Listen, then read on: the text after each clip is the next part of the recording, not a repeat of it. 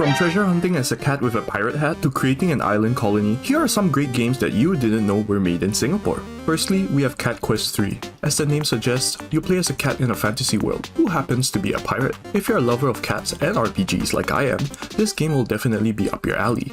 It's a bite-sized experience that doesn't take too long to clear, but it's a complete, simple yet fun package from start to finish that even casual gamers can pick up too. The colorful and adorable visuals also do a great job at bringing the characters and world of the game to life. Plus, Cat Quest 3 does have multiplayer, so you can bring along a friend or family member to have a good feline time with. In a time where games can be unnecessarily complex and too ambitious, I feel like this game is a breath of fresh air. Next, we have Ghost Lore, a game whose developers we previously interviewed. In this action RPG, you fight supernatural entities from Southeast Asian folklore with flashy attacks and skills, while also gaining new equipment and abilities along the way. If you love games with a sense of progression, I think Ghost Lore will scratch that itch. And as a Singaporean, there'll be lots of familiar things to spot, from the merlion to even our local food. Considering how underrepresented we are in gaming as a whole, it's pretty heartwarming to see stuff like this. But this isn't a game that just dangles cultural references for us and calls it a date. It's an enjoyable hack and slash experience that offers the good parts of the classic games that inspired it, like Diablo. And as a fan of retro games, the pixel art style is such a vibe. Last but not least is Haven Dock. This game starts you off alone on a tiny island as you scavenge resources, gather fellow survivors, and eventually expand your ocean settlement. The cozy and chill vibes of this management sim are a great hook,